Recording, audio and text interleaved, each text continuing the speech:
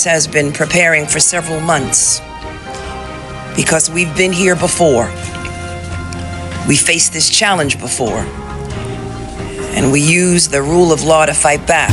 Thank you all for coming, and thank you, Governor, for convening us. I want to take a moment to thank everyone who ran for office, those who were victorious and those who didn't get the results that they worked for. There is nothing more difficult than running for office, and our democracy is better off because of your efforts. We also achieved an important step in our efforts to protect our right to choose in New York. And I want to thank Sasha Ajua for all of her efforts, and Donna Lieberman of ACLU for all that they have done to get us to that point. Thank you to all of those who worked so hard to enshrine that right in our Constitution and protected generations to come. I also want to thank New Yorkers for showing up in record numbers to the polls to exercise your most basic and sacred democratic right. And lastly, I congratulate the President-elect Donald Trump. And if possible, we will work with his administration. But we will not compromise our values or our integrity or our principles. We did not expect this result, but we are prepared to respond to this result. And my office has been preparing for several months because we've been here before.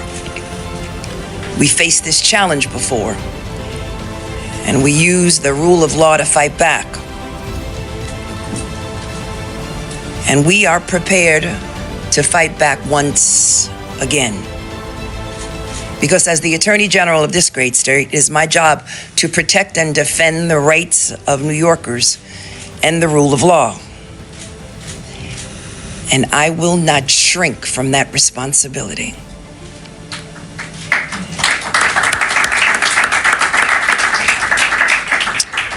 You see, between 2019 and 2021, the Office of the Attorney General took nearly 100 legal actions against the previous Trump administration,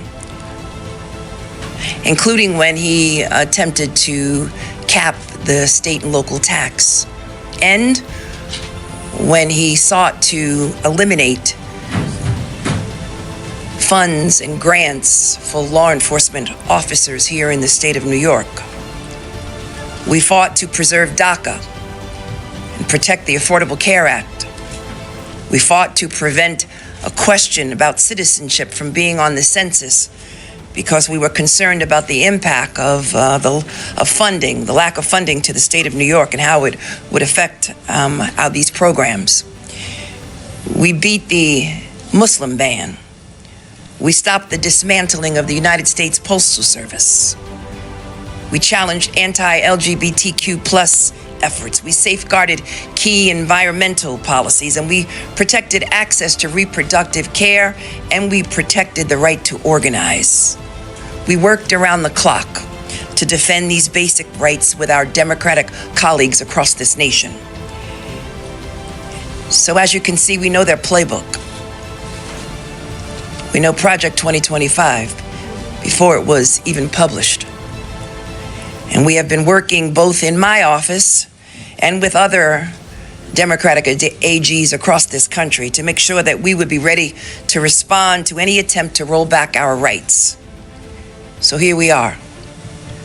We've studied their platforms. We've identified certain possibilities, fact patterns. We've created contingency plans. So no matter what the next administration throws at us, we're ready. We're ready to respond to their attacks. We're ready to respond to any attempts to cut or eliminate any funding to the great state of New York, as the governor outlined.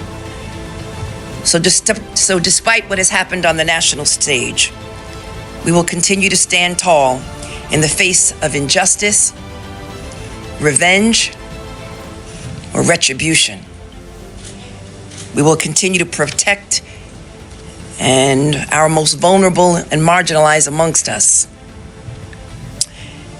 because it is my sworn duty and responsibility to lead that fight, working with the governor of this great state, Kathy Hochul.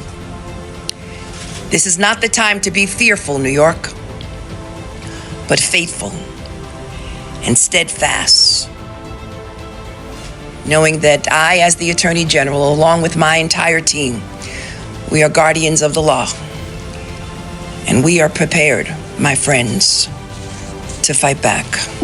Thank you.